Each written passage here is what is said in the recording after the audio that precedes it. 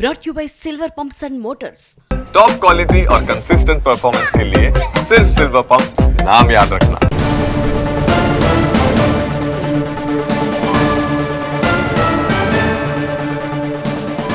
బులెటిన్లో ముందుగా breaking news చూస్తున్నాం. తనపై బీఆర్ఎస్ ఎమ్మెల్సీ కవిత చేసిన పరోక్ష వ్యాఖ్యలపై స్పందించారు మాజీ మంత్రి బీఆర్ఎస్ ఎమ్మెల్యే జగదీష్ రెడ్డి. తన ఉద్యమ ప్రస్థానంపై కవితకున్న జ్ఞానానికి తన జోహార్లని చెప్పారు. కేసీఆర్ శత్రువుల మాటల్ని వల్లవేసేందుకు కవిత ప్రయత్నించారని, ఆమె మాట్లాడిన దాంట్లో కొత్త విషయం లేదని చెప్పారు. నల్గొండ జిల్లాలో గెలుపోటములకు బాధ్యత తనదే అంటున్నారు జగదీష్ రెడ్డి.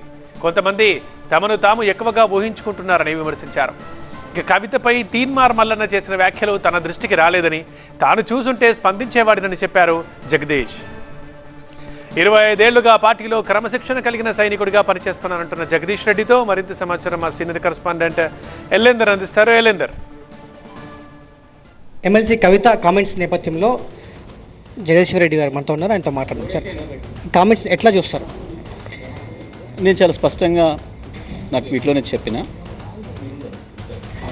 ఉద్యమానికి సంబంధించి, నా ఉద్యమ ప్రస్థానానికి సంబంధించి వారికి ఉన్న జ్ఞానానికి నేను జోహార్లు అర్పిస్తున్నా. ఎందుకంటే నేనేందో నల్గొండ జిల్లా ప్రజలకు తెలుసు, తెలంగాణ ప్రజలందరికీ తెలుసు.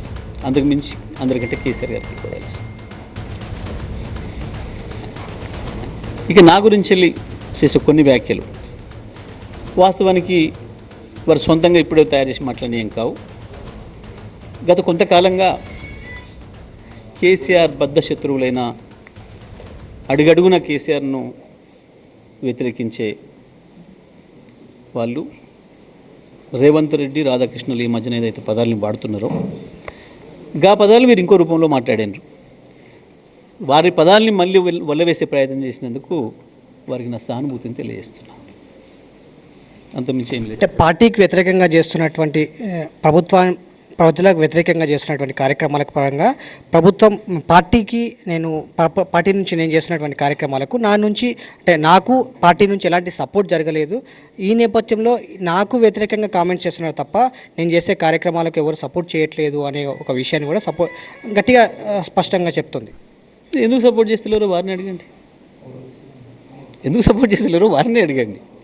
పార్టీ కార్యక్రమం అయినప్పుడు పార్టీ అంతా వెనకాల ఉంటుంది కదా. పార్టీ నుంచి ఎందుకు మద్దతు వస్తలేదనే సంగతి వారే చెప్పాలి. మరి ఎందుకో మీరు ప్రాతినిధ్యం వహిస్తున్నటువంటి నల్గొండ జిల్లాలో మీరు తప్ప ఇంకెవరు గెలవకపోవడానికి కారణాలు ఏంటి అనేది వారిని అడగాలి అని చెప్పేసి కూడా ఒక మాట చెప్తుంది. నల్గొండ జిల్లాలో ఒకవేళ 25 సంవత్సరాలుగా ఉద్యమ నిర్మాణానికి సంబంధించి కావచ్చు, ఎన్నికల్లో గెలుపోవడానికి సంబంధించి కావచ్చు, పార్టీకి ఒక క్రమశిక్షణ సైనికుడిగా పనిచేసిన వాడిని నేను.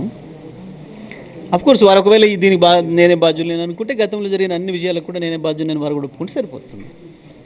అందులో సందేహం ఏం లేదు.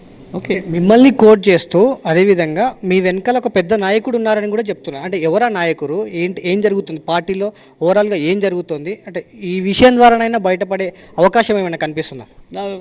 నాకున్న ధైర్యం కేసీఆర్, నా నాయకుడు కేసీఆర్, నాకున్న ధైర్యం కేసీఆర్. అంటే ఆయన ద్వారానే ఇట్లా ఆమెను పక్కన పెట్టే ప్రయత్నం ఏమైనా జరుగుతుందా, ఆమెను కోట్ చేసే ప్రయత్నం ఏమైనా జరుగుతుందా? అతను చెప్పాలి. అంటే ఎందుకు పార్టీలో డిస్కషన్ జరగకుండా ఆమె బహిరంగంగా గతంలో ఒకసారి చర్చ జరిగింది, ఒక ప్రెస్ మీట్ ద్వారానే బయటకు వచ్చింది, ఇప్పుడు కూడా ఒక ప్రెస్ మీట్ ద్వారానే బయటకు వచ్చింది. ఏం జరుగుతుంది పార్టీలో అంటే ఒక క్వశ్చన్ మార్క్కి ప్రజలు కావచ్చు, బీఆర్ఎస్ కార్యకర్తలు కావచ్చు, క్వశ్చన్ మార్క్ కనిపిస్తుంది. ఏం చెప్తారు? వారిని అడిగాల్సిన ప్రశ్న.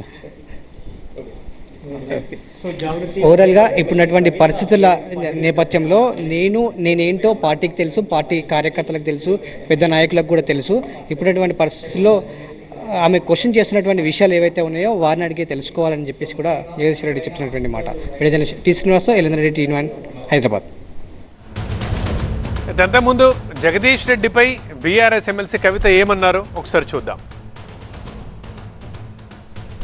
ఒక లిల్లీపుట్ నాయకుడు, నల్గొండలో బీఆర్ఎస్ పార్టీని నాశనం చేసిన ఒక లిల్లీపుట్ నాయకుడు ఆమెవరు ఈమెవరు అని మా గురించి మాట్లాడుతూ ఉన్నారంటే మరి ఆయనకు ప్రోత్సాహం ఇస్తున్నది ఎవరో కూడా ప్రజలు ఆలోచించుకోవాలి. ఇవాళ నల్గొండ జిల్లాలో ఒక సీటు కూడా రాలే. ఆయన సీటు సావు తప్పి కన్నులొట్టవైన చందంగా చివరి నిమిషంలో అనుకోకుండా గెలిచినటువంటి సీటు. ఎన్నడూ ప్రజా ఉద్యమాలు చేయలే. కేసీఆర్ గారు లేకపోతే మరి నువ్వెవరు? అది కూడా ఆలోచించుకోవాలి కదా. కేసీఆర్ గారు లేకపోతే బీఆర్ఎస్ పార్టీలో ఉన్న ఏ నాయకుడైనా ఎవరు? ప్రజలకు మనందరినీ పరిచయం చేసింది కేసీఆర్ గారే కదా. మనలో మనం కన్ఫ్యూజన్ ఉన్నప్పుడు ఇష్టం వచ్చినట్టు మాట్లాడుకోవచ్చా? ఈ లిల్లీపుట్ నాయకుడు మాట్లాడంగానే ఇంకో చిన్న పిల్లగాడు నిన్నగాక మొన్న మా పార్టీలోకి వచ్చిన వాళ్ళు కూడా ఎటుపడతట్టు మాట్లాడు. అసలు ఎవరు మీరు? మీకు తెలంగాణ ఉద్యమంతో సంబంధం ఏంది? బీఆర్ఎస్ అధికారంలోకి వచ్చినాక బీఆర్ఎస్లోకి వచ్చి పదవులు పొంది ఉల్టా నా మీదనే మాట్లాడతారా మీరు?